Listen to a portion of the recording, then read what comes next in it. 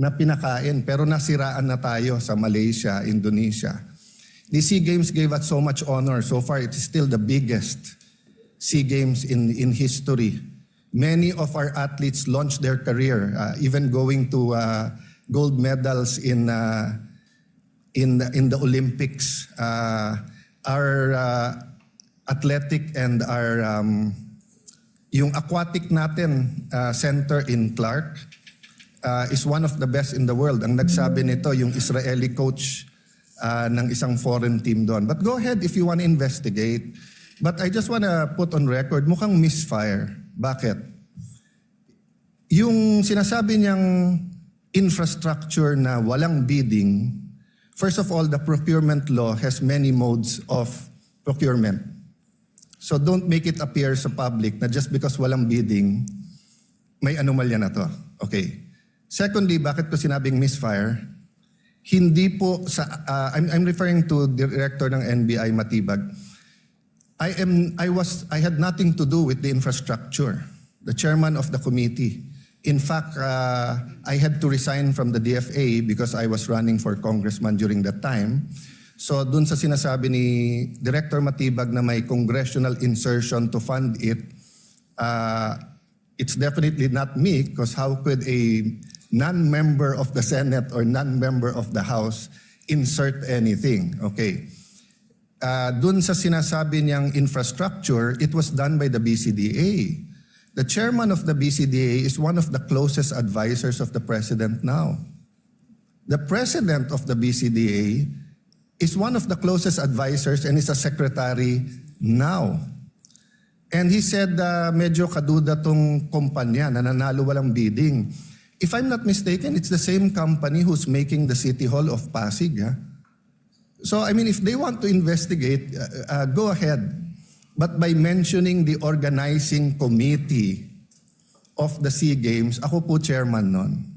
At paninindigan ko po na napakaganda nung nangyari doon. At kung may anomalya, ako unang magagalit. So go ahead. But my point, Mr. Chairman, honorable members of the court, sa prosecution, to be fair sa prosecution at marami akong kaibigan, I've never felt any intimidation from any of you. I mean, you've continued to be either friends or for those who are former friends but friends. I mean, I don't know if nagkamali lang ako, but on the first day, I nodded ng konti kay Senator De Lima. Gumanon din siya, hindi ko alam kung na-acknowledge because we were friends once upon a time. And this is a court. We owe it to each other to be professional, di ba?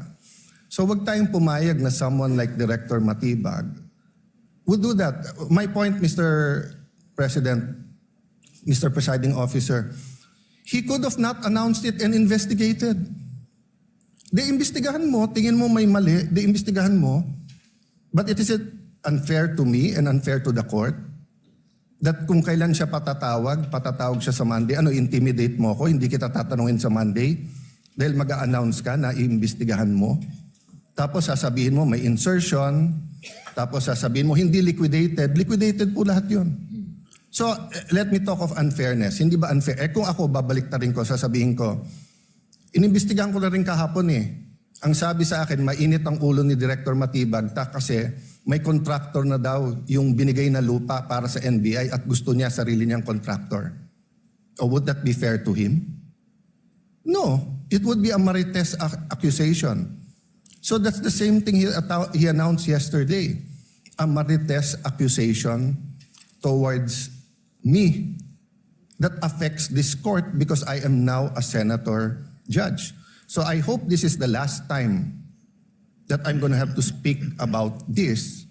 But definitely we've been speaking about this, binabawasan talaga kami. Iniisa-isa, even yung mga vlogger na malapit sa administrasyon, sabi, 2 down, 3 down, may kasunod na. Di ba?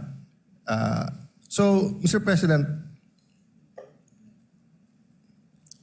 I want this impeachment to be a test that the 1987 Constitution works and that despite political differences, the prosecution and defense, I saw them after the first or second day, nagkakamayang kayo, nagkakamustahan.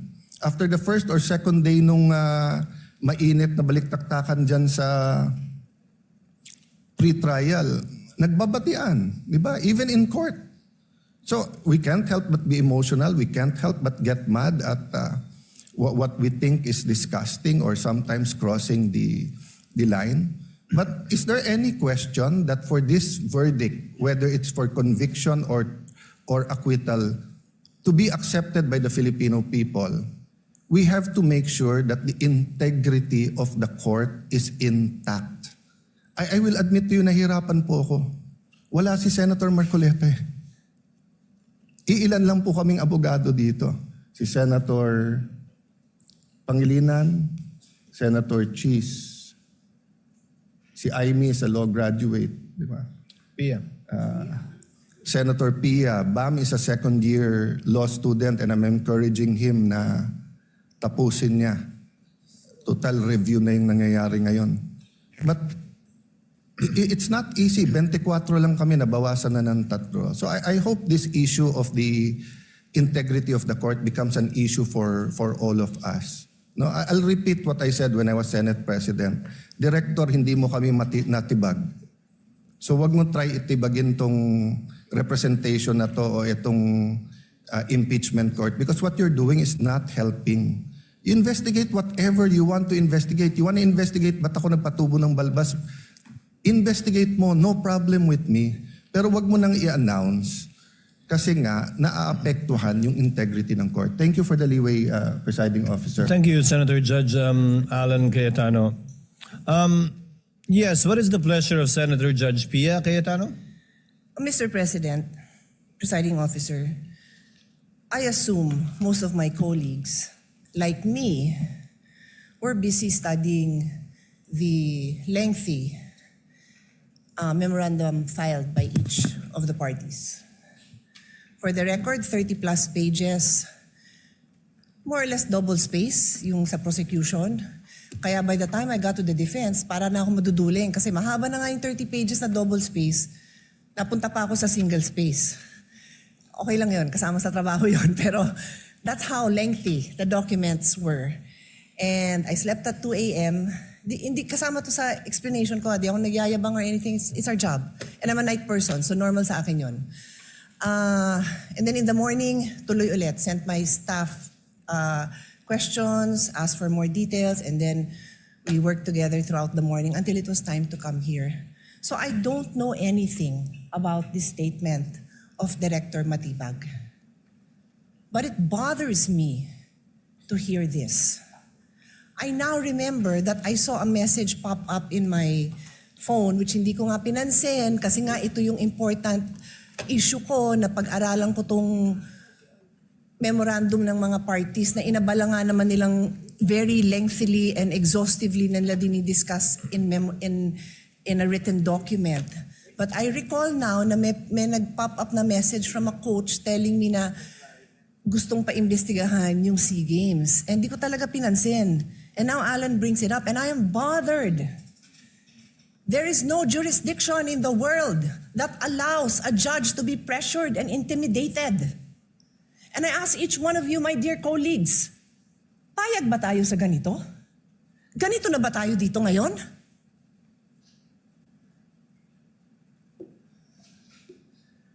Don't we want a better country for our children? Why would you allow a director who's just called to be a witness next week brag that he's going to investigate? And again, I don't know. So I respectfully request that it be played. Because I want to understand. If I don't have reason to be upset, then thank you, I can focus. I can go back to the business on hand. But right now, I am upset to hear this. And I will stand up for each one of you. I don't care what side you're on. I will stand up for you if somebody tries to intimidate you. So with all due respect, Mr. Presiding Officer, I ask that we play it. I want to see what this witness is doing.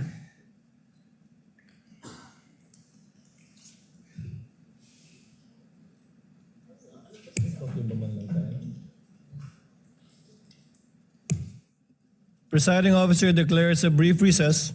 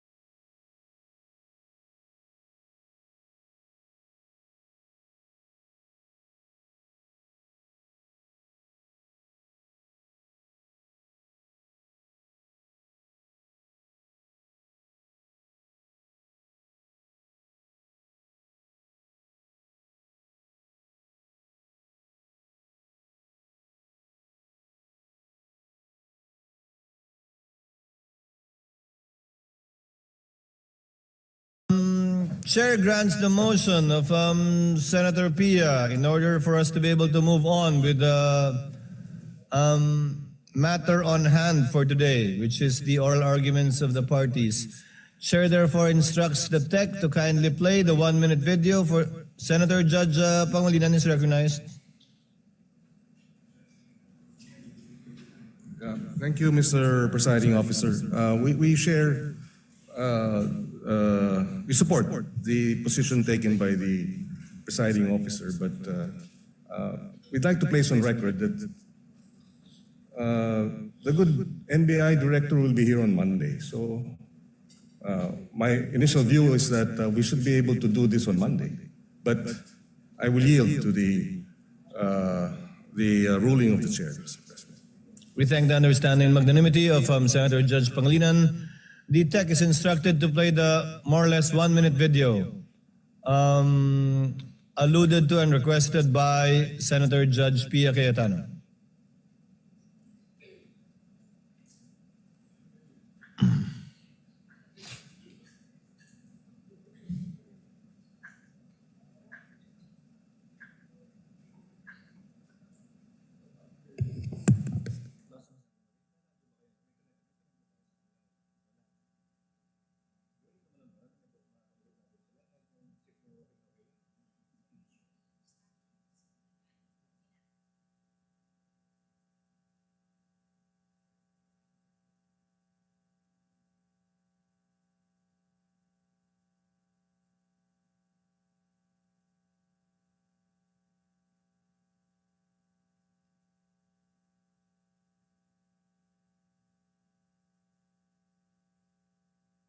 Meron kaming mga kaso na pumasok na bago na dapat namin tingnan. Kung maalala nyo, pumunta kami ng Clark because we were given 70 hectares for the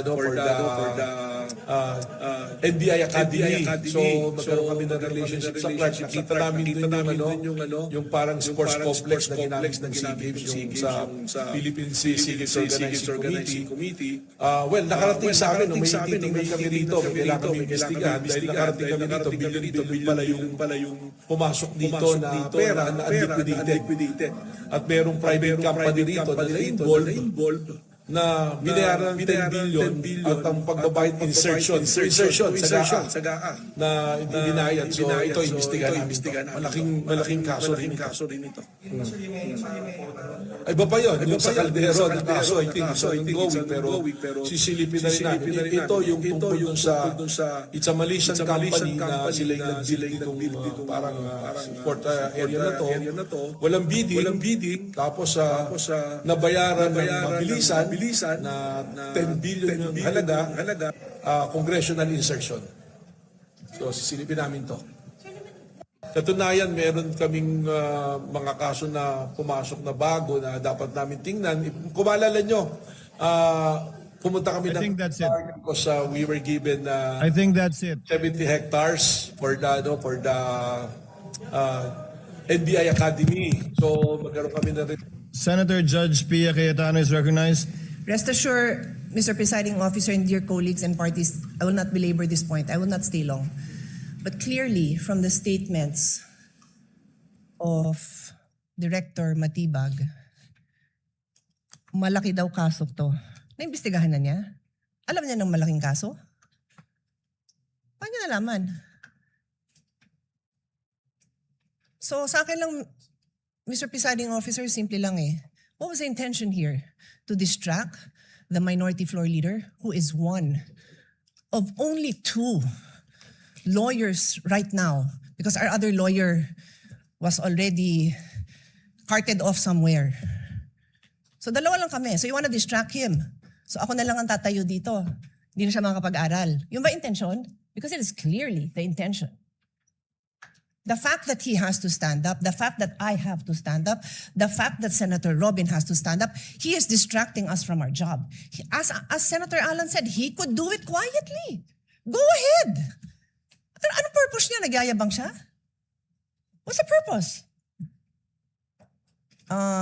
Is he trying to intimidate us not to ask him tough questions when he is our resource person next week?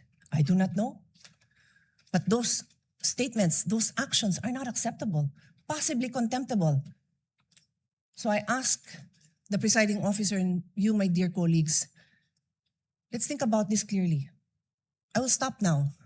As Senator Pangilinan said, we can take this up on Monday. Salamat na pinagbigyan niyo ako na mapanood natin at pag-isipan natin. Na gano'n na lang? Pag may pinatawag tayo sa witness stand, abangan natin na magpe-press kung ano-ano pagsasabi tungkol sa atin? I didn't have enough time to research. But clearly, I know that there's jurisprudence that does not allow a judge to be intimidated. And if hindi pa nanakot yun, then I don't know what is. Kung hindi pa ninindak yun, then I don't know what is. Hindi tayo sensitive. Sanay tayo dito. Pero alam din natin kung pinapatamaan tayo, di ba? Alam natin yun. Hindi tayo tanga. O so paano? Sabihin ko ngayon sa kanya, manda ka sa akin ngayon. Pagdating mo, ganun ba? Gaganti na lang ako. Hindi ako ganun. Kilala niyo ako. For how many years ako tumayo dito? Hindi ako nanggaganti. Hindi ako mababaw. Pero I'm asking you, dear colleagues, huwag tayong papayag. The Filipino people deserve better. We deserve better. Thank you.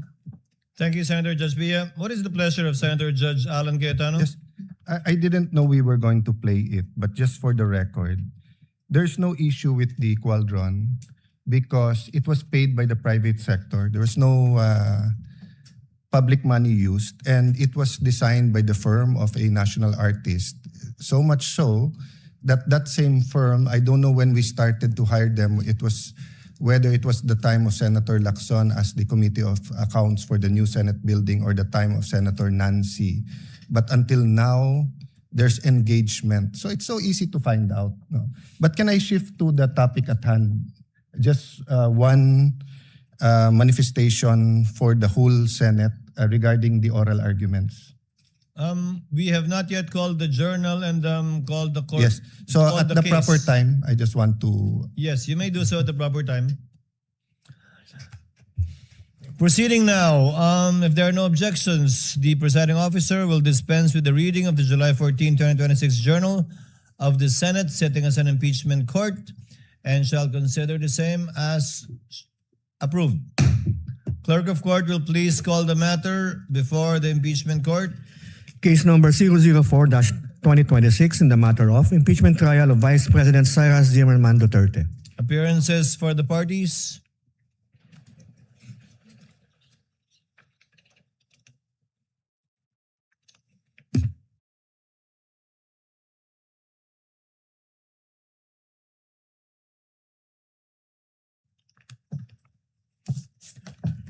Good afternoon, Your Honors. Same appearance for the prosecution. We are ready, Your Honor. Appearances for the respondent. Good afternoon, Your Honors. I'm Michael Poa. Same appearances for the defense and for the respondent accused, Your Honor. Before recognizing the counsel for the prosecution for their 15 minutes for their presentation and oral argument in relation to their motions for the issuance of subpoena for banks, AMLC, and the BIR, Chair would like to recognize Senator Judge Alan Cayetano for his manifestation earlier. Alan? The Senator Judge intimated earlier that he had a manifestation before we proceeded. Yes, this is really to be fair to the prosecution and of course to the defense and to each one of us. So yesterday I asked whether or not mag-oral arguments today, and then I'd like to thank the Senate President and of course the presiding officer and all our colleagues, no, Senator Soto, although magkatabi kami, hindi kami magkatabi, but I saw him agreeing that we should have a caucus and discuss this. Hinimay ko lang very preliminarily, ha. If we're going to look at issues, for example, relevancy lang, you have about the banks, you have AMLA, AMLC, you have BIR. Then for each one of them, so for example, for the banks and AMLC, you have peso accounts and dollar accounts. Then for each one of them, you have the account of Vice President Sara, but also of the spouse, and then possibly of the companies, same sa BIR. So although I do believe that we have exclusive jurisdiction, sometimes the Supreme Court have defined certain parameters that we either have crossed or not. So if we're going to vote, one vote, whether or not to allow these subpoenas, it would be unfair to everyone. For example, me, I cannot vote unless I see na walang problema sa lahat. Then no problem, let's vote. Pwede. Pero kung sabihin kong walang problema sa banks at AMLA, may problema sa BIR. Walang problema sa BIR pero sa spouse meron. So we're going to have a caucus and I'm sure we're going to have a good discussion on that. But just two things. Number one, can we give, of course we'll follow the time today, but if any of the two, the prosecution or for example, in the rebuttal, after the rebuttal ng defense, makikita na ng prosecution saan talaga nag-object yung defense, hindi lang sa lahat.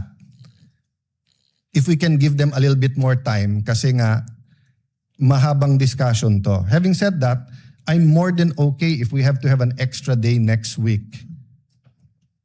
Whether to discuss among ourselves or I'm not preempting our caucus. I'm just saying, Mr. President, that I commit to you. I will not delay. I will not overtalk on these issues. And I don't think controversial each and every one of this yung request for subpoena dito. But there may be one or two, and I don't think it would be good for us to lump it in one issue if there are different legal issues. The law. There are similarities in the law, but there's a different law governing AMLA. There's a different law for the bank secrecy. There's a different law for BIR. So thank you, Mr. Chair notes the observation of Senator Judge Alan Cayetano. However, subject of course to any agreements that will be arrived at in caucus, we are constrained by the motions filed by the parties. There are only two pending motions that this court should act upon. Number one, a motion for the issuance of a subpoena with respect to bank and AMLC records on the one hand. And number two, a motion for the issuance of subpoena for BIR records.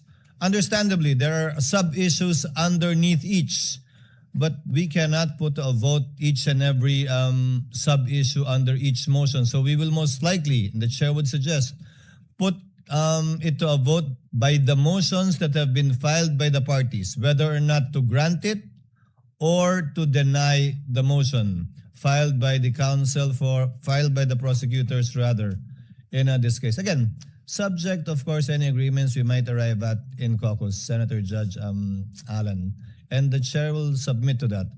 Now, as earlier agreed in yesterday's proceedings, the prosecution will be given 15 minutes for their chief arguments.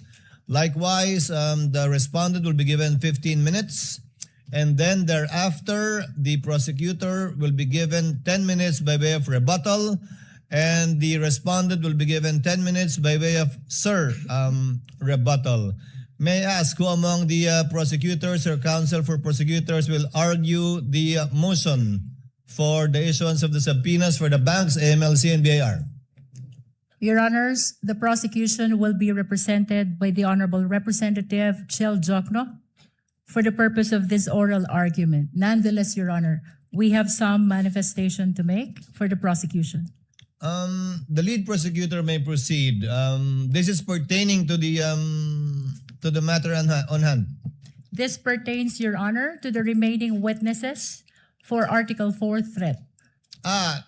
Can we discuss that later before we adjourn, lead prosecutor? We submit, Your Honor. Thank you. On the part of the respondent, The part of who the will argue? respondent, Your Honor, I will be the one arguing today.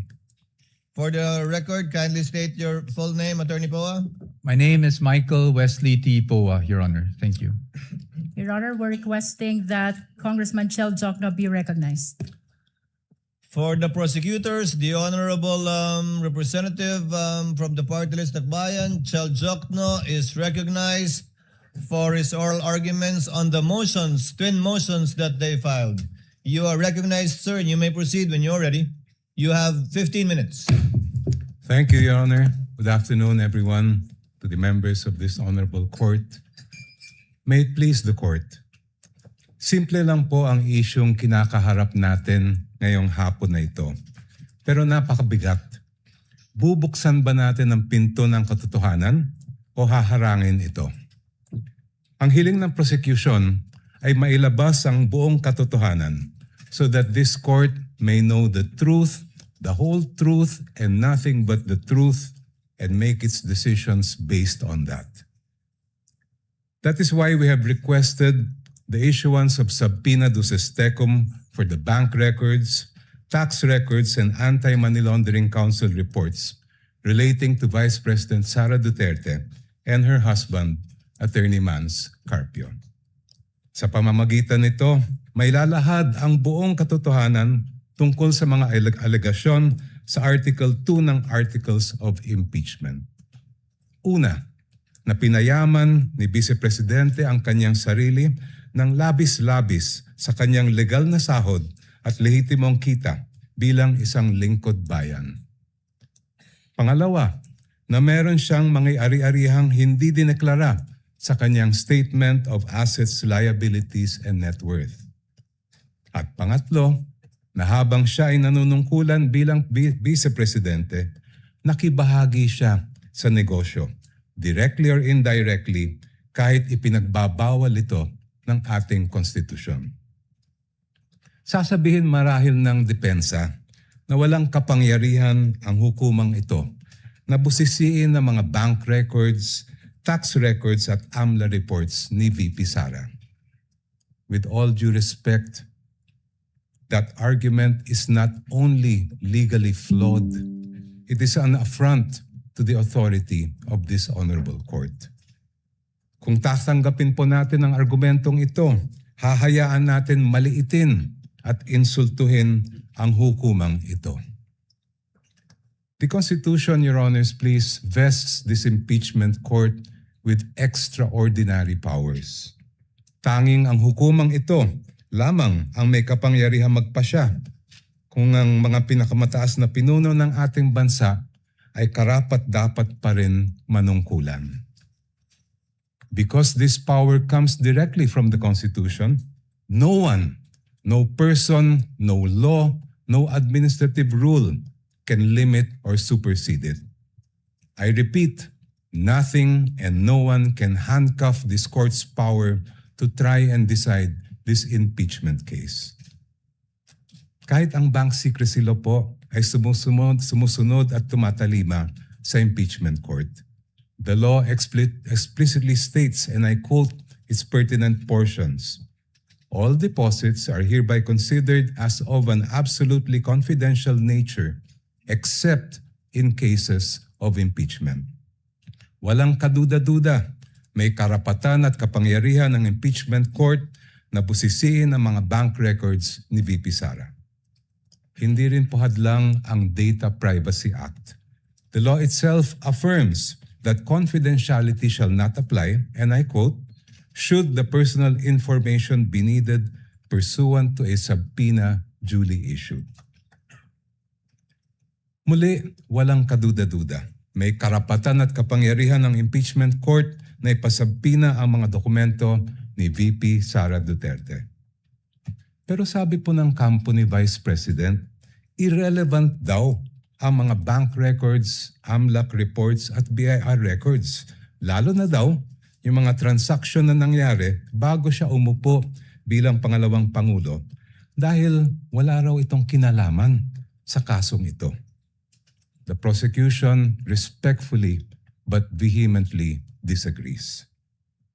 Ayon sa report ng Anti-Money Laundering Council na sinumite sa Committee on Justice ng House of Representatives, the financial activity of Vice President Sara C. Duterte increased significantly starting 2007 when transaction values surged to 208.15 million pesos.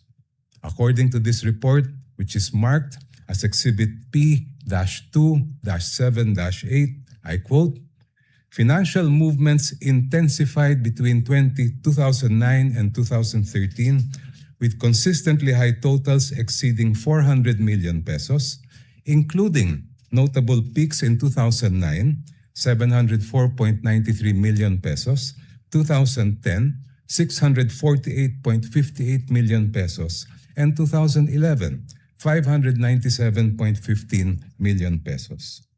Si VP Sara po ay nanungkulan bilang Vice Mayor ng Davao City mula 2007 hanggang 2010. Naglingkod naman siya bilang Mayor ng Davao City mula 2010 hanggang 2013. From 2007 to 2013, ayon sa records ng AMLAC, lumampas sa 3 billion pesos ang kanyang financial activity. May kinalaman ba ito? Ito ba ay relevant sa Article 2 ng Articles of Impeachment, which alleges, among others, that VP Sara betrayed the public trust and culpably violated the Constitution when she amassed unexplained wealth manifestly disproportionate to her lawful income? Para sa prosecution, malinaw ang sagot. The Vice President's financial activity as Vice Mayor and Mayor of Davao City relates directly to the main fact in issue in this case, her fitness or unfitness to serve as Vice President. Let me explain. The framers of the 1987 Constitution added betrayal of public trust as a ground for impeachment, and I quote, to include all acts which render the officer unfit to continue in office. For this honorable court to determine whether VP Sara Duterte is unfit to continue in office, it must have a clear picture of the respondent as a public servant. Kailangan makita ng publiko at ng mga senator judge ang tunay na kulay ng vice-presidente at larawan ng kanyang buong pagkatao bilang isang lingkod bayan. If she amassed staggering amounts of unexplained wealth while she was a vice mayor and mayor, doesn't that say a lot about her unfitness to serve as a vice president? Isn't that relevant to the question this court must resolve at the end of this trial of whether or not the vice president betrayed the trust given to her by the people? From what I have gathered and read, Your Honors, please, this is not the first time this court has been confronted with this issue.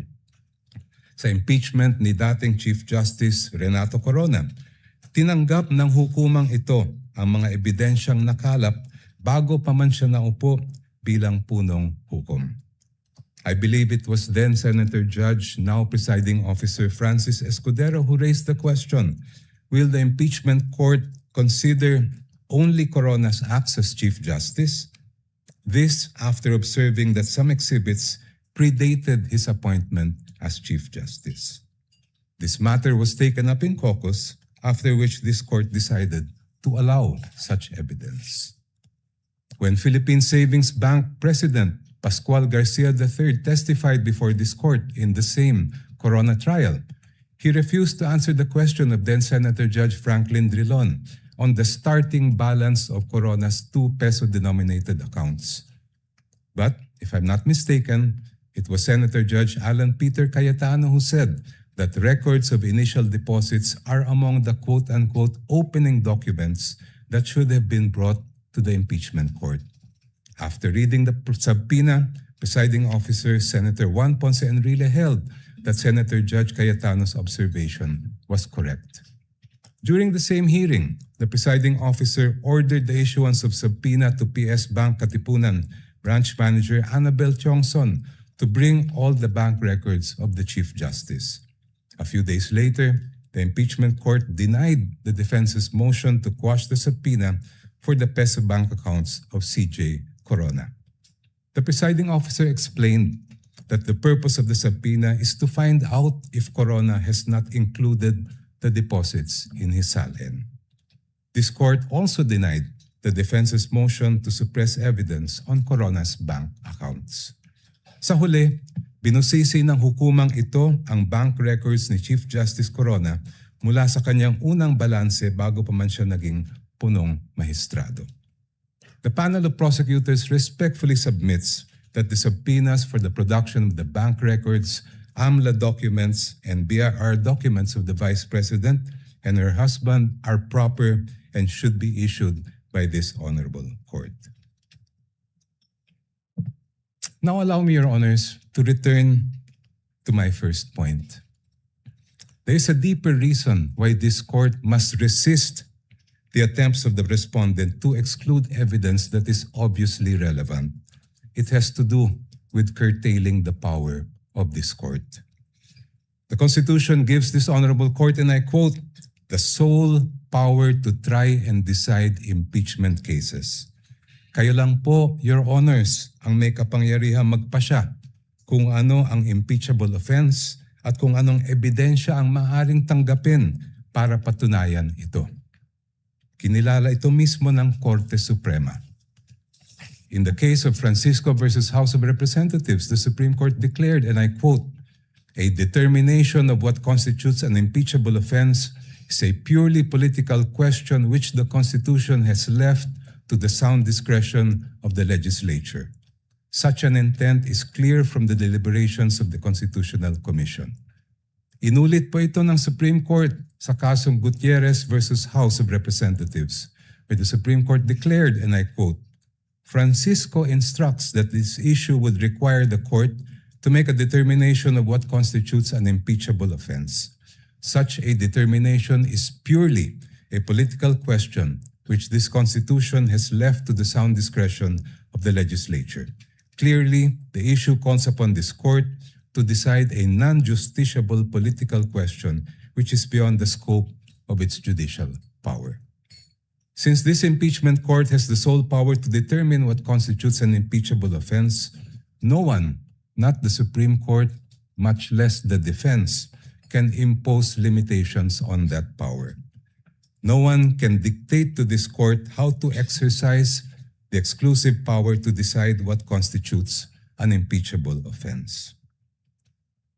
In closing, Your Honors, I go back to the most fundamental provision in our Constitution on the accountability of public officers, Article 11, Section 1, which provides, and I quote, public office is a public trust. Public officers and employees must at all times be accountable to the people. Ibig sabihin po, sa proseso ng impeachment, ang pananagutan sa taong bayan ang pinakamahalaga sa lahat. Kaya naman po, ang hiling namin sa Korte, gamitin ang inyong natatanging kapangyarihan at karapatan na busisiin ang bank records, tax records at AMLA reports kaugnay ni VP Sara at ng kanyang asawa. Sa ganitong paraan, Your Honors, madedesisyonan ninyo ang kaso base sa buong katotohanan. The truth, the whole truth, and nothing but the truth para sa interes at kapakanan ng sambayanang Pilipino. Before I close, if Your Honors, please, if I have whatever time I have left, may I request that it be credited to my rebuttal. Maraming salamat po. We will try to do that, Your Honor. You have 1 minute and 39 seconds. And if at all we do so, we shall equally credit it to the rebuttal, if any, of the Counsel for Respondents. Thank you, Your Honor. Attorney Powa, if you're ready, you may proceed with your oral arguments on the twin motions filed by the prosecutors. You may proceed, sir, when you're ready. Thank you, Your Honor. You have 15 minutes. Mr. Presiding Officer, Honorable Senator Judges, magandang hapon po sa inyong lahat. The issue before the impeachment court today is not whether you possess the power to issue a subpoena. The real issue is whether such power may be exercised in a manner that disregards due process and compels the production of documents and information beyond what is allowed by law. Your Honors, jurisprudence provides that for a subpoena to be valid, it must comply with twin requirements of 1, definiteness, and 2, relevance. Ibig sabihin po nun, dapat particularly describe po ang nasasaklaw ng subpoena at dapat may direktang kaugnayan sa ginagawang paglilitis. Your Honors, when a subpoena becomes oppressive, when it is unreasonable, and when it is merely issued for the very purpose that there is a hope that somewhere, somehow, something incriminating will come out, it ceases to be an instrument of justice. it becomes a weapon of a fishing expedition. And that is exactly what confronts this very court today. And that is why the defense has taken the position that the prosecution's requests must be denied. Allow me to explain, and let me begin with constitutional points. Our first point, Your Honors, due process. Impeachment is primarily a legal and constitutional procedure with political characteristics. It is sui generis, but it is not a purely political proceeding. Ibig sabihin po nun, the Bill of Rights, especially the due process clause, applies in all stages of the impeachment process. Your Honors, those are not my words. Those are the words of the Supreme Court in Duterte versus House of Representatives.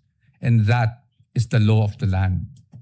When we speak of due process, we offer a simple proposition that evidence must be present to support each and every accusation. Pero hindi po yon yung nangyari dito. Balikan po natin kung saan nagsimula itong proceeding na ito. I have here with me, Your Honors, copies of the Zabalia and Cabrera complaints, both filed before the House of Representatives. Both accused the Vice President of allegedly amassing unexplained wealth, both with voluminous attachments, yet not one attached a document to support that accusation. Not a single financial transaction record, not even a single SALN. In fact, it was only after these complaints were filed, and more significantly, only after the respondent had filed her answer before the Committee on Justice, that committee started searching for evidence to somehow support these accusations through, again, the issuance of subpoenas. Your Honors, we objected then and we are still objecting now because, with all due respect, the position of the defense is that is the very definition of a fishing expedition. Your Honors, in our legal system, it is not permitted to accuse now and then just look for proof later on. That is not how due process works. Hindi po dapat natin pinapayagan yan. Moving on to my second point, Your Honors. Let's talk about relevance. It is our position that the requests of the prosecution are in fact fatally overbroad. Bakit po fatally overbroad? An impeachable offense is an act or omission committed while the public official is occupying an impeachable office, not before being elected or appointed to such position. Again, Your Honors, those are not my words. Those are the words of the Supreme Court in Duterte versus the House of Representatives. That is controlling and that is the law of the land. Yet here, Your Honor, today, the prosecution is requesting for documents spanning almost 2 decades, almost 20 years, dating as far back as 2007. Your Honors, it is a fact na noong 2007, ang respondent ay vice mayor pa lamang. Definitely not an impeachable office, Your Honors. How is that relevant? It is the position of the defense that it is not. In fact, what that is an unlimited search throughout a person's financial history. That should not be allowed. Your Honors, if a subpoena is not narrowly tailored, it is oppressive. For these reasons alone, we are of the position that the request should already be dismissed. Nonetheless, if the impeachment court were to extend its utmost liberality, which the prosecution have asked for in their memorandum, we'd like to point out, Your Honors, that Congress itself, the Senate and the House of Representatives, enacted laws that specifically prohibit the disclosure of these information that the prosecution is asking for now. Let us go through them one by one. Let's start with RA 9160 as amended by RA 11521, which is the Anti-Money Laundering Act. Your Honors, the prosecution is asking for covered transaction reports, suspicious transaction reports, financial intelligence reports, again, spanning almost 2 decades. However, it is clear under Section 8A, which we are flashing on the screen right now, na bawal po yun. Disclosure is prohibited under this provision, Your Honors. It is in black and white. Meron po bang exception? Wala po.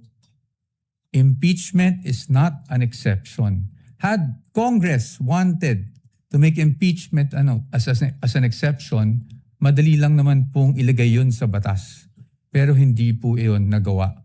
Now, in fact, I also have here copies of the Financial Intelligence Report and another report from the AMLAC, the Information Management Analysis Group, which were already marked as exhibits, Your Honor, and it's in the records of the court. No?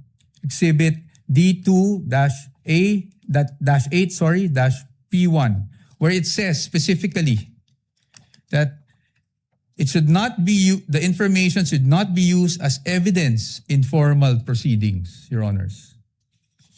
Clearly, Your Honors,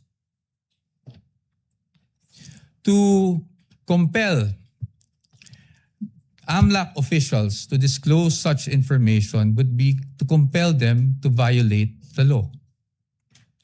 Let's move on now to the tax records, Your Honors. Prosecution is asking for tax records, so let's look at the tax code. Section 270 of which criminalizes disclosure of taxpayers' information. Meron po bang exception sa batas na ito? Meron po, but it is limited. Kasama po bang impeachment? Hindi po. That is very clear. Again, Congress wanted to put an exception for impeachment. They could have easily done so, but they did not. Now, Your Honors, let's go to bank secrecy law, RA 1405. The state policy has always been to favor the secrecy of bank deposits, Your Honors. Dito, while we recognize that impeachment is in fact an exception, Your Honors, we submit that this exception is not automatic. Meaning, hindi porket may exception for impeachment, pwede na kaagad natin buksan ang lahat ng bank records na hinihingi ng prosecution. Why? Because, Your Honor, this exception does not dispense with constitutional safeguards. It does not abolish the right to due process. So dapat po, meron pa rin tayong basihan. If you look at the articles of impeachment, wala naman po doon na nagsasabing yung sinasabing unexplained wealth coming from, even if it was an illegal activity, ay pinasok sa isang specific account. In fact, Your Honors, this exception does not automatically mean that we should permit a fishing expedition. Yun nga pong mga bank account numbers na nakaspecify sa request for the issuance of a subpoena, ang aming posisyon po dyan, yan po ay nakalap doon sa illegal disclosure, with all due respect, na ginawa ng AMLAC before the Committee on Justice. And then, Your Honors, they're also asking for the bank records of the spouse. Your Honor, the spouse is not an impeachable officer. And therefore, the spouse is not covered by this exception. Again, Your Honors, we should not allow this. In closing, Your Honors, the prosecution has repeatedly invoked accountability. Your Honors, we agree with them. no one is above the law. But in the same manner, no one must fall below or be outside the protection of the law. Impeachment is indeed a powerful constitutional tool. But Your Honors, impeachment is not a magic word or a magic wand that one can just wave to transform an illegal act into a legal act, to transform unlawful access to lawful access. That is not what the Constitution contemplates. That is not what the laws enacted by Congress contemplate. And that is not something that the Honorable Impeachment Court should allow. We submit, Your Honors. Thank you very much. The gentleman still has 2 minutes and 48 seconds, which we shall credit, similar to the request of the prosecutor, to your rebuttal should you desire to use it, counsel for the respondent, Attorney Paul. Thank you, Your Honor. Counsel for the prosecutor is recognized. Attorney Chel Jokno, you have 11.38 minutes, which will round off to 12 minutes, counsel. You may Thank proceed you. when you're ready for Thank you. for your rebuttal. Maraming salamat po, Mr. Presiding Officer, at magandang hapon po ulit sa ating lahat. Let me address each of the points that the defense has raised in their oral argument. Sabi po nila una ay due process daw ang isang paulit-ulit na dinidiin ng defense. But there's no debate that due process applies in this proceeding, just like in any other proceeding. The real issue before this honorable court is, will the subpoenas that we are asking be issued by this court actually deprive the respondent of any form of due process? Ang aming paniwala po ay hindi. And allow me to explain why. First of all, we are not yet at the stage where any evidence is being put in the trial or offered to the honorable court. Nandito pa lang po tayo sa punto na kung maari bang ipaproduce natin itong mga dokumentong ito. The defense will have every opportunity to make objections if and when particular exhibits or documents are identified by a witness and offered in evidence. Therefore, wala pong due process violation ang pag-issue ng subpoena. Second, the defense repeatedly cites the case of Duterte versus House of Representatives as, I quote, the law of the land, as I quote, controlling daw yung desisyon na yan. But I must remind the defense of that particular case and why the pronouncements quoted are mere obiter dicta, o kung sa simpleng salita po ay side comment lang.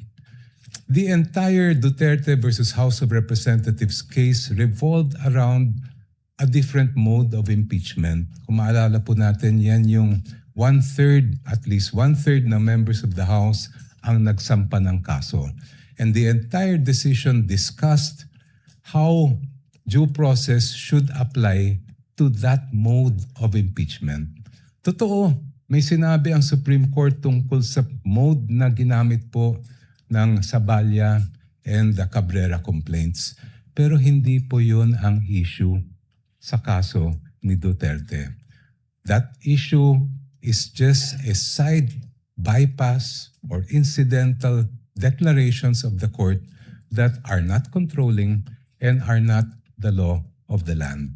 And if you look mismo at the decision of the court, they expressly said, we are speaking of due process in relation to how these proceedings reached the Senate as an impeachment court, not this kind of procedure. Second, paulit-ulit din po nilang sinasabi na ang ginagawa po ng prosecution ay fishing expedition. Actually po, meron ng desisyon ang Supreme Court that addresses squarely this point. This case involved a case of unexplained wealth, the case of Republic versus Rabusa, GR 208183, decided August 31, 2022. Just like here, the prosecution in that case requested subpoenas for the production of bank records. Just like here, the argument was raised that this is a mere fishing expedition. In fact, hanggang sa Court of Appeals, ang sabi po ng Court of Appeals ay fishing expedition lang po yan. But please allow me to read just a portion of what the Supreme Court held here. I quote, "The Court of Appeals resolved that the bank accounts of Rabusa et al. Were protected under Republic Act 1405, that is the Bank Secrecy Law. Given the arbitrary demand to disclose the contents thereof, the Court of Appeals considered the inquiry as a fishing expedition to utilize evidence against Rabusa et al. In the instant case, given that the court orders in the form of various subpoena duces tecum and ad testificandum all involve the forfeiture of unexplained wealth, the RTC was in error for not allowing petitioner to examine, inquire, and look into the subject accounts." I continue. "As the present proceedings on unexplained wealth are now encompassed within the exceptions of Republic Act 1405, the court orders subject of this case clearly fall within the orders that would enable the examination of the respondent's bank accounts as contemplated in the first exception. Thus, it comes clear that this court cannot sustain the RTC's and Court of Appeals theory that there was no court order authorizing the examination of the bank accounts. On the contrary, records prove that the RTC issued several subpoena duces tecum and ad testificandum, which required certain persons to testify in open court and present documents which pertain to the existence and identity of the subject accounts and also to the accounts, the contents found therein. I just move forward. Given the existence and propriety of the subpoenas, the evidence procured through the same should have been duly considered by the lower courts. This court cannot agree with the Court of Appeals' supposition that the examination of the respondents' bank accounts was but a mere fishing expedition to pin liability on them. Next, the defense repeatedly cites a number of laws to claim that the requested information and documents that we are asking from this court for the issuance of subpoena are confidential. Sabi po nila, confidential daw ito sa ilalim ng Republic Act 1405. Sabi po nila, confidential daw ito sa ilalim ng Anti-Money Laundering Act, pati ang National Internal Revenue Code, pati ang Data Privacy Act ay confidential din. Pero kung titingnan po natin, klaro po at malinaw po sa amin ang batas at ang utos ng saligang batas sa impeachment court na ito. You have the sole exclusive power to determine an impeachable offense, and that includes the power to find out, ferret the entire truth, and make your decision on that basis. I will not dwell on the exception to Republic Act 1405. That's very clear. There's an exception for impeachment. Pero paano naman po yung sinasabi nilang Section 8A ng Anti-Money Laundering Law? If you read that law, particularly that provision, it clearly refers to prohibiting leaks by members of the Anti-Money Laundering Council. It never was intended to short-circuit the impeachment process or limit the powers of this honorable court to find out the truth. Ganon din po ang nakalagay sa ating National Internal Revenue Code. Sabi po ng defense, there's nothing that allows these documents to be made public. I cite Section 71, NIRC. After the assessment shall have been made, I'll just move forward. The returns, together with any corrections, shall be filed in the office of the commissioner, and I quote, and shall constitute public records and be open to inspection as such upon the order of the President. And in fact, during the Corona impeachment trial, the President at that time did order, and that is why this court admitted the BIR documents. Your Honors, Madaling sabihin na confidential ang ilang impormasyon at dokumento. Madaling magturo ng batas. Pero ang hinahanap po ng impeachment court ngayon at sa mga susunod na araw, linggo at buwan ay ang katotohanan. At ang layunin ay makamit ang pananagutan. Confidentiality, Your Honor, should not be the prevailing principle in this proceeding. Hindi po confidential ang katotohanan. Maraming salamat po. Thank you, Representative, the Honorable Chel Jokno. Attorney Poa, counsel for respondent, is recognized for his rebuttal. Sir, you have 13 minutes. Thank you, sir. I will not take up the entire time to expedite matters. Your Honors, I respect, of course, the arguments put forth by the distinguished opposing counsel. But when it comes to due process, Your Honors, I think it's beyond debate, no, that due process must be observed in every stage of the proceedings. And aside from that, due process requires, Your Honor, that we also respect the protections afforded by law on the respondent. Your Honors, ang sabi po ng ating distinguished opposing counsels, obiter lang daw po yung sinabi ng Supreme Court. But Your Honors, nung sinabi ng Supreme Court sa Duterte versus House of Representatives na ang impeachable offense is an act or omission that is committed by a public officer while occupying an impeachable office, hindi naman po siguro pwede doon lang sa yung one-third mode gamitin yung ganong definition, pero pagdating po sa ibang mode ay hindi na po applicable yung ganong definition. Your Honors, in fact, in that decision, which I failed to mention earlier, sinabi rin po that the acts or omissions must be done in relation to the office. Kasi yun nga po ang purpose ng impeachment. Next, Your Honors, yung sinasabi na dapat kahit na may mga prohibition sa batas, pwede pa rin nating masapina para ma-examine. Your Honors, it is the wisdom of Congress kaya po may ganung mga prohibitions against disclosure under the law. Kung papayagan po natin that a court process, even an impeachment court, can issue a subpoena to thwart those provisions, it's as if, Your Honor, we are doing judicial legislation here because a judicial issuance can easily repeal for the time being that provision or at least suspend, Your Honor. Maybe not repeal. The proper word might be suspend that provision of law. I've never heard about that, Your Honors. And then lastly, Your Honors, parati nating sinasabi rin, no? Two points. Yung nabanggit na Section 71. I agree po under the tax code that Section 71 provides that if the President orders, then nawawala na po yung confidentiality. However, Your Honors, even given that there's an order from the President, I think we should still think about the relevance. Para saan ba ine-examine yung mga dokumento? Hindi ba para sa impeachment proceeding? Hindi po namin sinasabi na kung sakaling nagkamali man ang Vice Presidente, kung sakaling may paglabag man sa batas ang Vice Presidente noon, ay hindi na pwedeng maparusahan.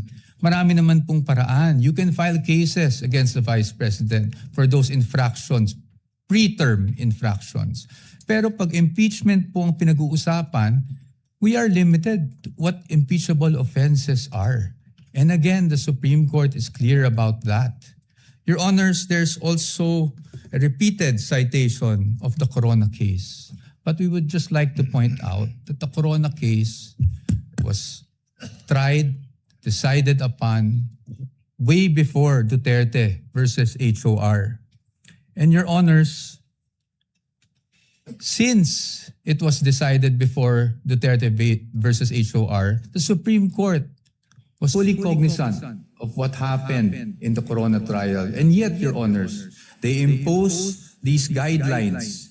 In fact, the line itself in the Duterte versus HOR is we clarify, I quote, we clarify the constitutional requirements of impeachment. At kasama doon yung nabanggit namin kanina on what constitutes an impeachable offense. And that is very clear. Marahil, sinasabi natin na yon ay isang obiter, pero Your Honors, paano po magiging obiter yon? Kung yun mismo ang itinakbo ng desisyon. The fact that the one-year bar was triggered was only the effect of not abiding by the due process clause of the Constitution. And lastly, again, Your Honors, we do not disagree with the prosecution in terms of accountability. Again, no one is above the law, but no one should also be deprived of the protection given by law, Your Honors. Thank you. Bago mag-recess ang mga senator judges para mag-usap sa caucus, nais kong sambitin sa record na binabati ko ang magkabilang panig, partikular si Congressman the Honorable Chel Jokno, gayon din si Attorney Poa, sa isang mahinahon, malumanay, maginoo at magalang na diskurso at debate kaugnay sa may tuturing nating kontrobersyal na isyong ito. At inaasahan ko, yan din ang magaganap sa caucus at sa aming pagbabalik matapos nito. Senator Judge Alan Cayetano is recognized. Thank you, Presiding Officer. Very eloquently said. Before we go to our favorite subject, recess, the prosecutor was going to say something about Monday witness. Can we hear that? Because if, I don't want to preempt, but can we hear that? Because if they're not going to have witnesses on Monday, I have a proposal. I'm sure they will. They were in fact on the verge of announcing it. No, because, Mr. President, this is what I wanted to say. We do need the caucus, but after hearing both sides, I really have many questions, and I think we should really dapat mahimay. But after hearing them, I think there's a couple of issues we will agree on, but I'd rather ask my questions on Monday. So if everyone agrees, then we can caucus but allow them to adjourn, no? Unless someone wants to ask after our caucus. We will hear the lead prosecutor. However, Senator Judge Cayetano, it is the predisposition of the presiding officer, given that we don't have any witnesses today to settle this matter and this issue today. That's the only matter for us to discuss anyway. That's my point, Senator Judge. No, I'm reviewing the rules. Hindi naman tayo tatagal pag per legal issue kasi nakalagay naman not more than 2 minutes eh. So, meaning for example, for me, issuing the subpoena is not one issue. Whether the subpoena is to the VP or to her husband is two separate issue. Peso account or dollar account is a separate issue. Whether or not the company's accounts, etc., should be subpoena is a different issue. But for me to decide, I want to ask the prosecution and the defense about that. So medyo mahaba-haba talaga. To answer the Senator Judge, we have a precedent that I think, if I remember correctly, it involves the good gentleman himself. When then Senate President Enrile made a ruling with respect to the request for the issuance of a subpoena against the former Chief Justice Corona and his family, the gentleman agreed with respect to not issuing the subpoena against the Chief Justice, but disagreed with respect to not issuing with the family. No, I was correct there. That was the first, the rules of court says pwede pagka son-in-law. But I was overruled by Senator Enrile. I appealed. The body agreed with him. So even if I was correct, I was overruled. But my point is, Mr. Presiding Officer, that was one simple issue. That's why I didn't argue. I'm saying this seems to be like 2 subpoenas. But there are several subject matters, AMLA, etc. And remember, this is Article 2. What's our assumption? August or September pa to iti-take up eh. So I'm just saying, so for example, no, we all agree on the ruling.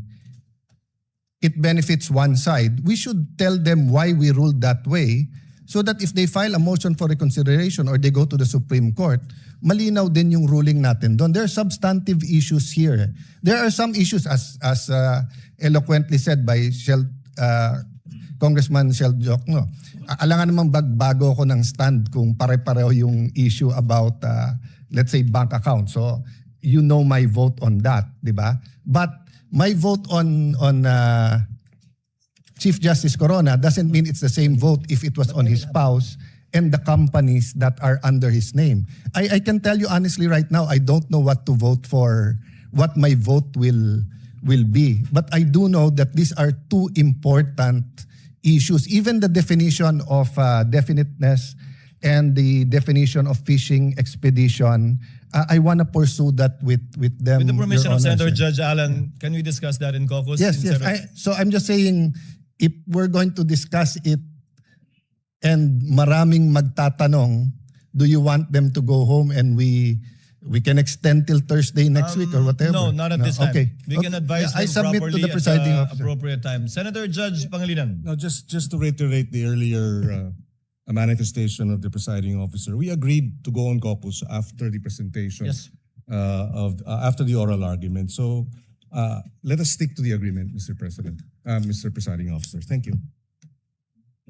Umaasa pa rin ako na magiging mahinahon yung caucus. So we move to Chair declares a recess. We will advise the parties as to what time we will most likely finish once we know that we are in the process of winding up. In the meantime, kindly relax and study the next witnesses you will be presenting. Trial is on recess.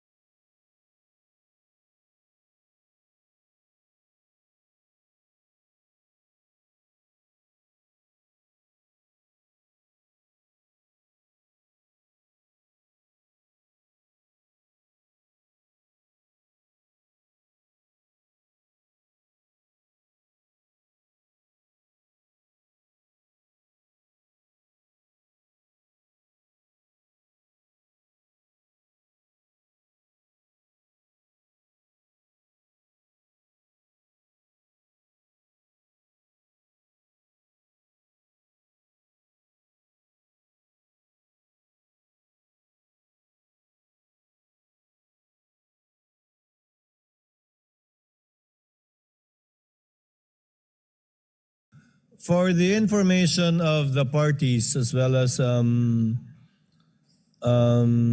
viewing public, in caucus, the senator judges agreed to study the matter more, given that not everyone has actually completed reading the memoranda given by the parties and submitted by the parties, and given that they want more time to look into the complicated issues involved in these two motions for the issuance of subpoena.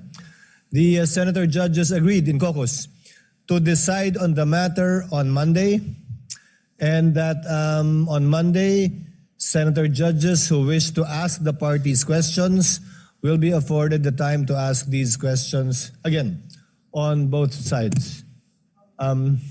Following our rules, it shall be 10 minutes per senator, not exceeding 1 hour for each side. At this juncture, may now recognize the lead prosecutor, the Honorable Luistro. As I understand, she intended earlier to make a manifestation with respect to their intended witnesses on Monday. Kindly already exclude Monday, Honorable Luistro. Yes, Your Honor.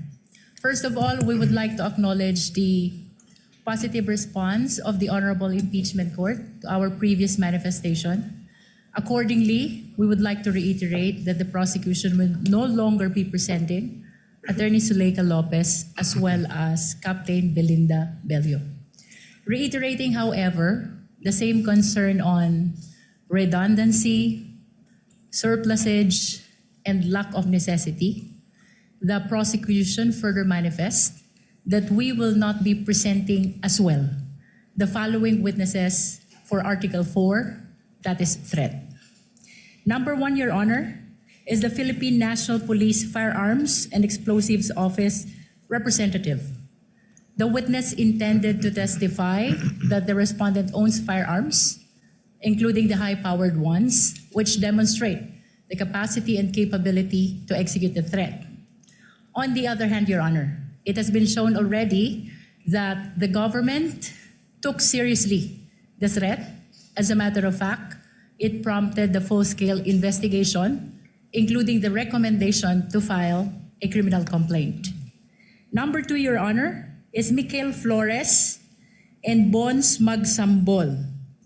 They belong to the press who were present during the November 23 video conference. They will be testifying that they were among the reporters or media persons who were present during the video conferencing, and to the fact that they heard the respondent utter the threat against the President, the First Lady, and the former Speaker. On the other hand, Your Honor, the testimony of Agent Calilong already established that the video is authentic, plus, considering, Your Honor, the defense's subsequent admission that the same are authentic videos, Your Honor.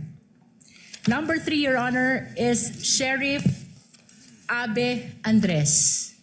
The witness intended to testify on the 2011 incident pertaining to the violence allegedly committed by the respondent on the sheriff.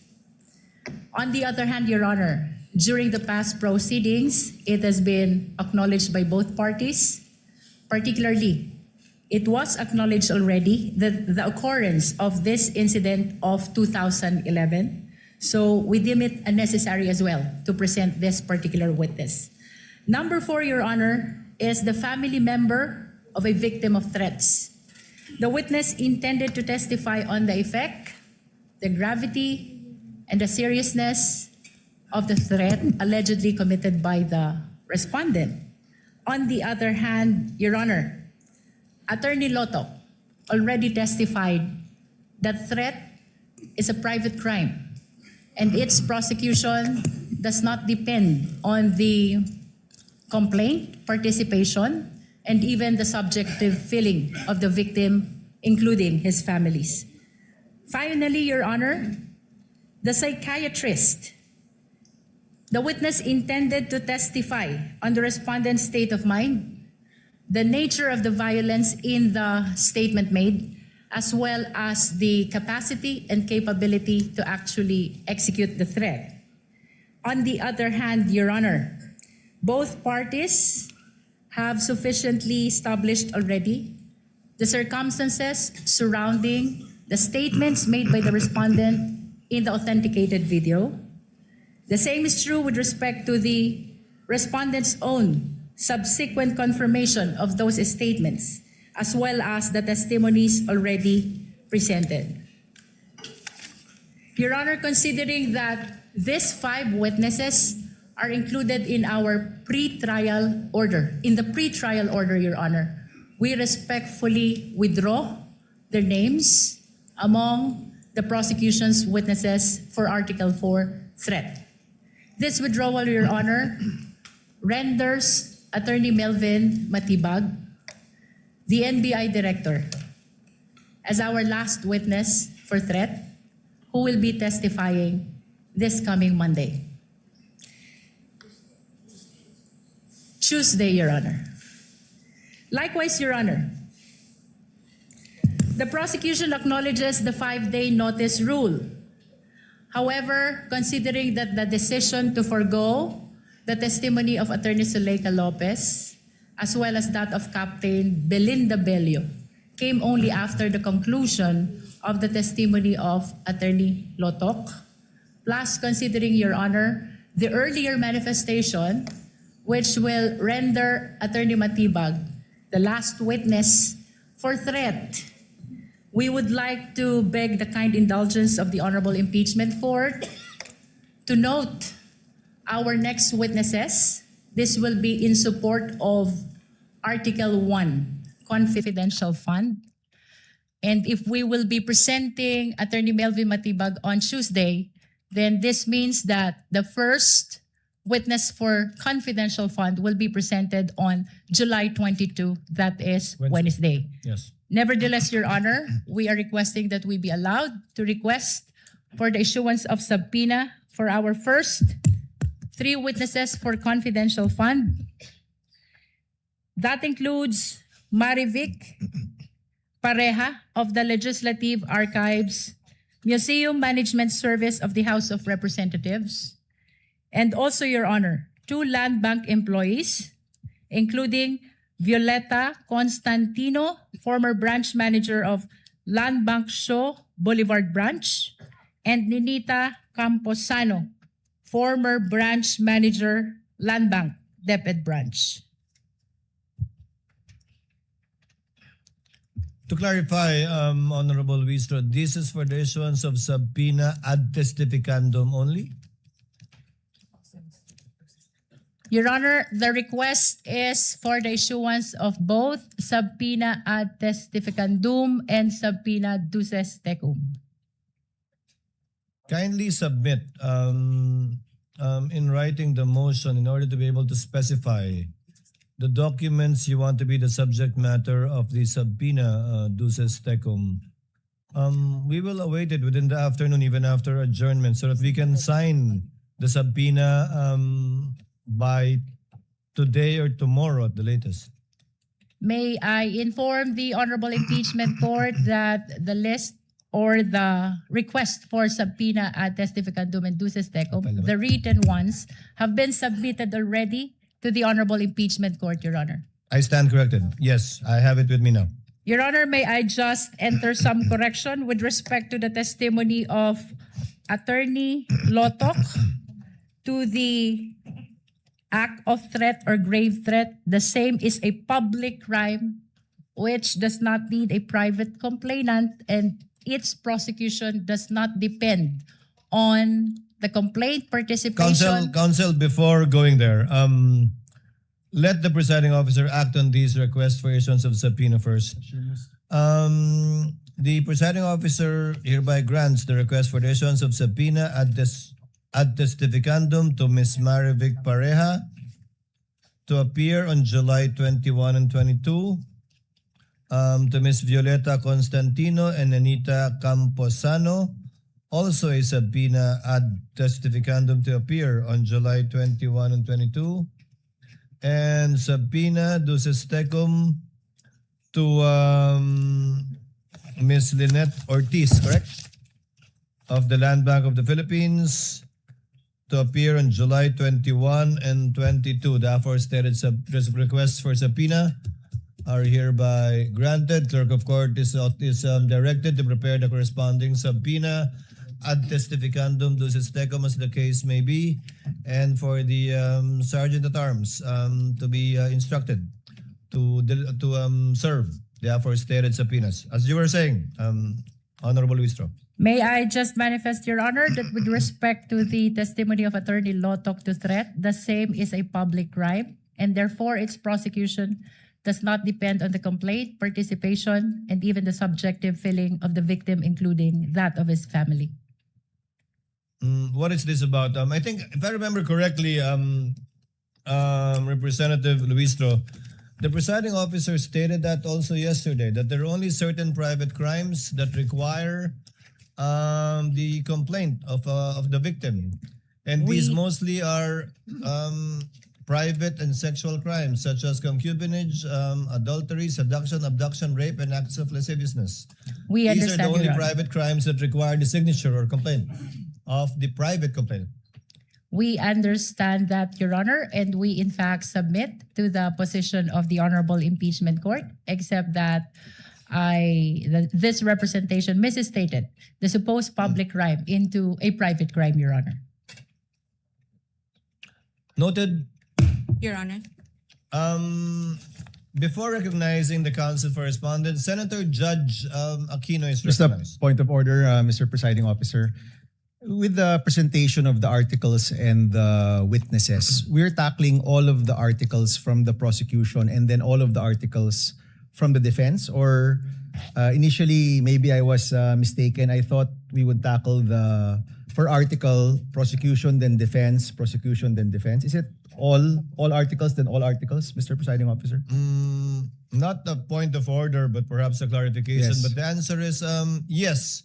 We will first finish the presentation of the prosecution for all articles before listening and allowing the respondent to present their evidence in chief for all the articles as well.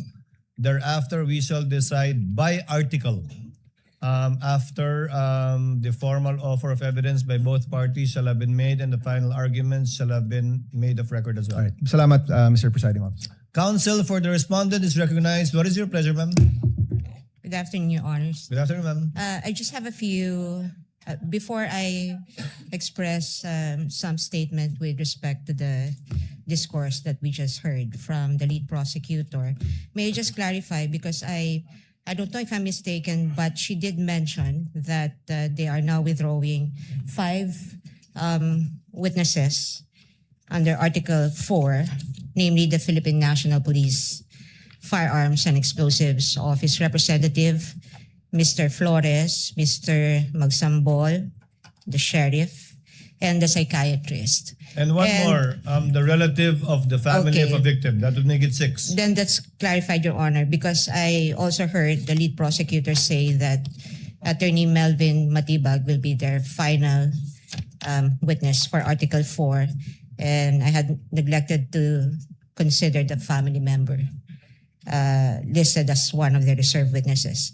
Thank you for the clarification, Your Honor. But on another matter, this is not an objection, just a statement or a manifestation with the kind indulgence of this honorable Counsel court may proceed. and the senators, judges. Yesterday, at the conclusion of the hearing, we have heard a manifestation from the good lady, Attorney Kapunan, with some suggestion on how to speedily proceed with the rest of the presentation of the prosecution for Article 4. And I think towards the end of her speech, which was quite lengthy, was really just essentially informing this court about the fact that they will no longer present Attorney Lopez, whom they had requested subpoena for, as well as Ms. Belinda Bello.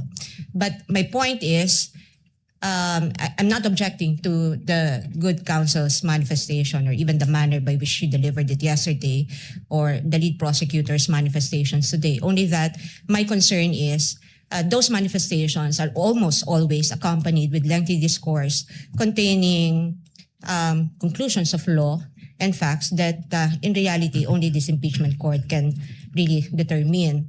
Now, why is this a concern for the defense? Because this affects the fairness and balance of this impeachment court and the way it would perceive whatever manifestations or expressions of sentiments or discourses that counsel for both parties will deliver before this court and before the public. Naririnig po tayo ng taong bayan at man ang sabihin ng ating mga kagalang-galang na mga miyembro, no, officers of or members of the bar who also are officers of the court, and we all know that we are before the impeachment court and therefore we should try evidence and not advocate for the conclusions or the positions that we may have already made even before we went to this trial. And so I'm just expressing a concern on behalf of the defense and just for the guidance of both parties. If the only message that and this goes for both parties, if the only intent really is just to withdraw witnesses, and perhaps it would better serve the purpose of aiding the speedy disposition of this case if that fact alone will, be the only thing that will be mentioned without factual assertions or conclusions of facts or even interpretations of the law. I think that would be more fair for everyone and for the guidance of the public and this court. That's all, Your Honor. Thank you for your indulgence. May I comment, Your Honor? No need, counsel. Let the chair react to the statements made by lead counsel for the respondent. The presiding officer took it as the statements as akin to a tender offer of excluded evidence. Very similar to that. Although we are not yet at that stage, although evidence has not yet been excluded, the presiding officer took it as that. Therefore, what is your pleasure? I will give it to the counsel for respondent. Should you decide not to call witnesses in your witness list, do you want the same privilege of being able to make a tender, meaning an explanation of why you won't be calling these witnesses? If not, given the fact that it was given already to the counsel to the prosecutors, or we will simply remind both parties to cease from doing so henceforth. I give you the equal opportunity, counsel. Thank you, Your Honor. What is your pleasure? Let me just clarify, Your Honor.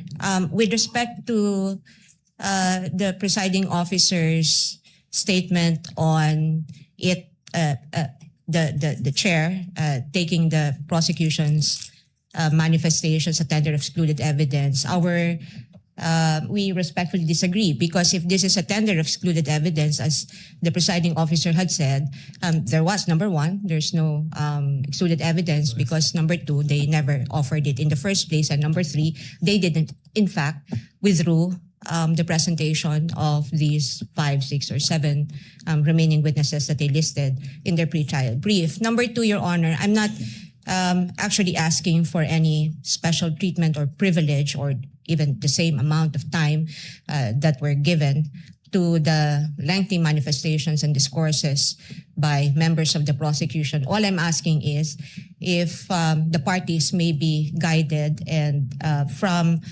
making conclusions of law that in fact really just advocate the position, because I think we all agree that at no point during this trial that the prosecution and defense will probably say, I agree with you on this point of evidence or on this point of law. I think mahalaga nating maintindihan yun, because the prosecution clearly has taken side, defense taken side, and we are advocating for totally divergent views and opinions. All I'm asking, Your Honor, is that if the intent truly is to aid this court in speedy disposition of this case in a fair and balanced manner, just so also with the considering that we are being watched by by the people, no? Yung ating mga mamamayan na sa tingin ko gusto rin nilang matuto mula dito sa paglilitis na ito sapagkat sila interesado rin sa kung paano ba pinapagana ang batas sa bayang ito at kung paano pinatutupad yung mga karapatan, no, ng mga tao at kung paano binibigyan ng pantay na halaga yung prosekusyon at depensa. All I'm asking is if the intent is just to say we're withdrawing, then that's it. Just state the intent and then without any conclusions, Your Honor, because conclusions really are just for the courts to make and not for either of the parties. Thank you, Your Honor. So noted, as the court said, it is akin to and not exactly a tender offer. Therefore, the court will now remind both parties to kindly limit any such manifestations on the withdrawal or change on the withdrawal of their witnesses, to kindly limit it to the withdrawal of such witnesses, and it applies to both sides. Thank you, Both the Your Honor. prosecution and the respondent side, should that time come on the part of the respondent. So ordered. Any other matters to be taken up? Thank you, Your Honor. None from the defense, Your Honor. So, Quick manifestation, Your Honor. I'm sorry. Quick manifestation, Your Honor. Yes. Just to respond to the manifestation of the defense. Yes, the Honorable Luis. Nais ko lamang pong ipaalala sa ating mga kababayan, this is a constitutional process. This is of paramount of importance. And therefore, providing the reasons for the withdrawal of these witnesses need to be communicated as well to the viewing public, Your Honor. Kailangan pong maintindihan ng ating mga kababayan ang naging hakbang ng prosekusyon kung bakit wini-withdraw ang mga pangalan ng ibang testigo para sa Artikulo 4, and that is the threat. That is for the record only, Your Honor. Noted. Court already made a ruling. Senator Judge Cayetano. Mr. Senate President, Mr. Presiding Officer, I agree with you both, and there's a solution to that. Let me start by I agree with the defense. Actually, I was going to stand up yesterday, but with all due respect to a good lawyer, Attorney Kapunan, and to the fact that my seatmate, Senator Miggs, was very proud of her, saying that she's his ninang, I did not stand up anymore. The problem with explaining why you're withdrawing is actually you are feeding to the court something they did not testify to, and then something the defense cannot object to. So, and if it is a proffer or a tender, it is clear to everyone, in-exclude yon. Kaya ko nga lang nilalagay. But tama naman si Presiding Officer, it's akin, it's not the same. But dun kasi sa tender, nag-ruling eh. So it's very clear to us it's unacceptable, di ba? So after the very eloquent manifestation of Attorney Kapunan yesterday, if I was a layman, I would think what you said,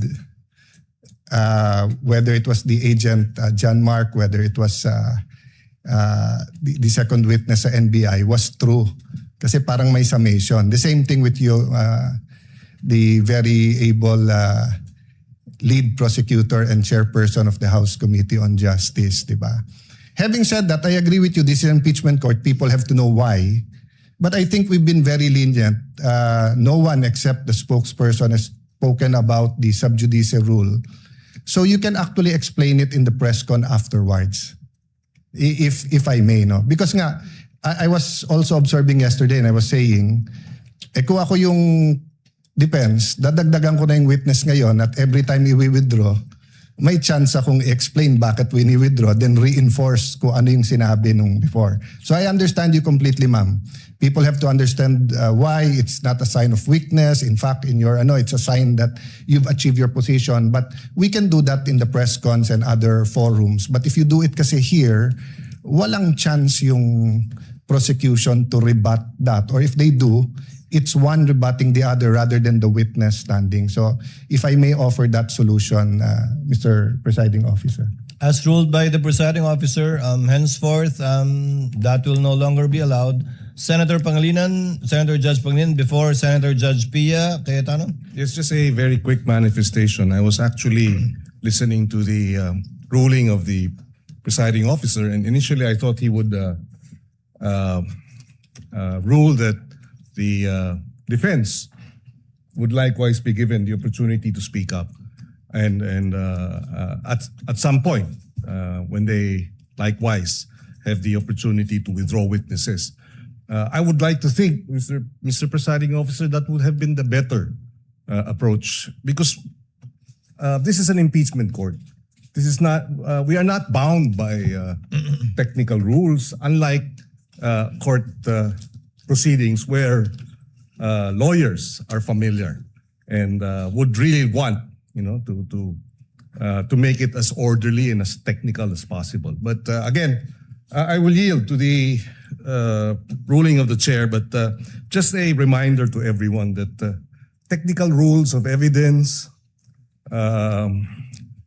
does not apply strictly in impeachment court proceedings.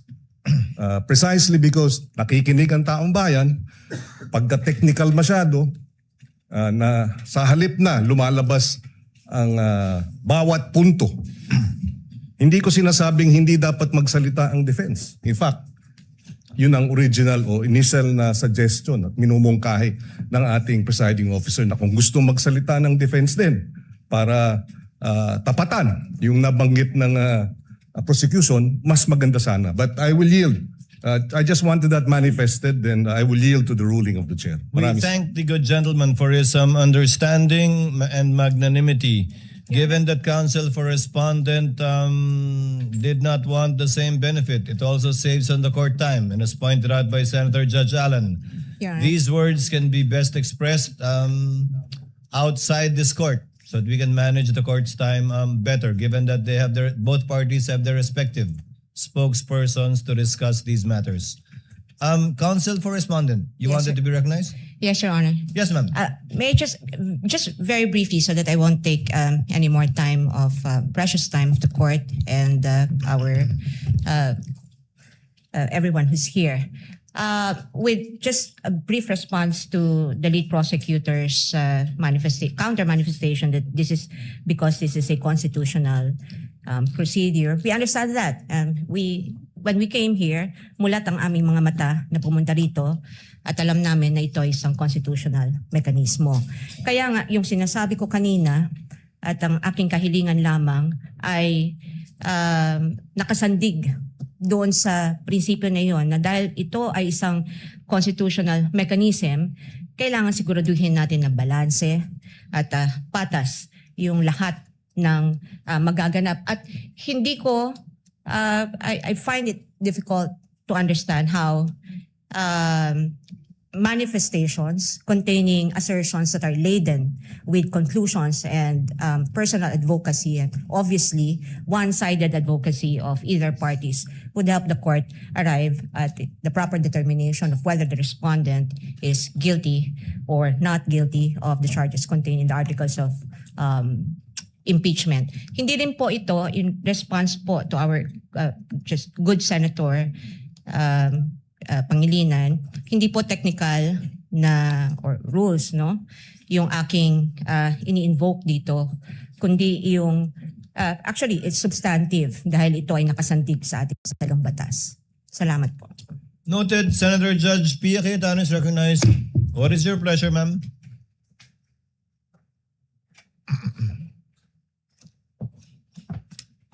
I would just like to support the ruling of the presiding officer, cautioning the both prosecution and defense. I too noticed the esteemed Attorney Lorna Copunan's lengthy explanation on the withdrawal of the witnesses. But because she is Lorna Copunan, nakikinig ako in the same way na even if I don't know some of your names, makikinig ako sa inyo. Rest assured. I think it's her first time to also stand up. So I was being very patient in listening to her. But I did take note of some statements that sabi ko parang conclusions na to or excessive explanation of of her observations which I didn't think were proper. So, okay na yon, tapos na yon, pero moving forward nga, Mr. Presiding Officer, I agree with you. And I just need to put this on record kasi nga, sinasabing wag tayo masyadong technical. Pero, to a certain extent, kailangan naman ho natin tingnan naman yung rules natin kasi maayos ho tayo, di ba? So, I want to read into the record. This might be a paraphrase na nung sinabi niya ha, kasi sinasummarize namin ng team ko yung statements. And anyway, di ko na mahanap sa phone ko dahil kahapon pa yon. But I recall, no, and feel free to correct me, but this is a minor thing naman. Parang dinescribe niya kung bakit hindi na daw papupuntahin si Attorney Lopez. Kasi naman daw, napakita na daw ng defense yung video kung saan siya ay crying and complaining. So observations na po yun ni Attorney Kapunan. Hindi po siya ang witness. Hindi po siya ang dapat nagsasabi sa judges na crying and complaining yung isang testigo. Trabaho po yun ng abogado na i-elicit yun dun sa witness na mapipresenta doon. So yun po yung reason kung bakit hindi ho pwede yun. We're not being technical, but neither of the lawyers here are allowed to stand up and be the one to explain what you are experiencing. That is the job that is for the witness to do. Your job is to ask the witness questions. Yun. So to be clear, it's not being technical, but it's making sure that magawa niyo yung trabaho niyo na maayos at magtanong tayo ng maayos sa witnesses. Kung di na pala siya papupuntahin, di no need na to say kung ano yung na-observe. Kasi nga, hindi na ho sa inyo yon as lawyers. Yun lang naman po. Again, my utmost respect for Attorney Kapunan and to all of you. You're all doing a great job. Like I said, once in a while, we will be called out. Even I tell the presiding officer, call me out pag sumobra ako, pag medyo nag-exceed tayo ng authority natin, because we're all just trying to do our jobs here. So thank you again, everyone, for your time and patience. Thank you, presiding officer. Chair in humility accepts the presiding officer's lapses in this regard, as twice pointed out by Senator Judge Pia Cayetano already. The chair will be more mindful in the future, but I also ask the parties to also be equally mindful in case the chair forgets or is not unable to point it out on the part of either party should this happen again. Any Quick other points? manifestation, Your Honor. Hindi tayo titigil niyan, Jervel, sinasabi ko sa'yo. Yes, I just want to one put last on record, Your manifestation Honor. from the Honorable Luistra without prejudice to another manifestation from Counsel for Respondent. Thank you. I just want to manifest, Your Honor, that the Honorable Impeachment Court has been very much fair in as far as this issue is concerned. As a matter of fact, the presiding officer even asked the lead defense counsel if she would like to avail of the same opportunity to explain the reason for the withdrawal in the event the defense would be withdrawing likewise their witnesses. Also, Your Honor, may I just add, and with all due respect to Honorable Senator Pia Cayetano, the intention of the prosecution is never to abuse the time of the impeachment court. It is never to influence the senator judges, neither is it to influence the viewing public.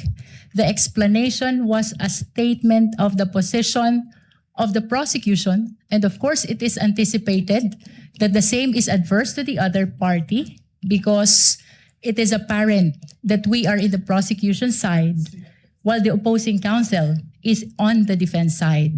But nonetheless, let me reiterate and put on record, Your Honor, the purpose is not to influence the senator judges, neither is it to influence the viewing public. It is only a statement of position of the prosecution for withdrawing the names of the prosecution's witnesses, Your Honor.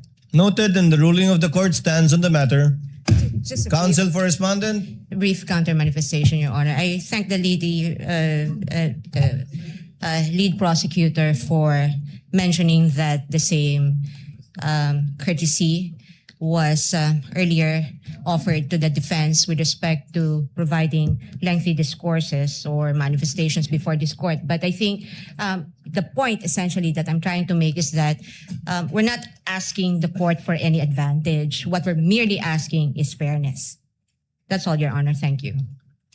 Same answer, noted, and the court stands by its ruling. Any other matters to be taken up from the senator judges? There being none, no other business to be taken up. The trial is hereby adjourned until 2 p.m. of Monday, July 20, 2026. Thank you.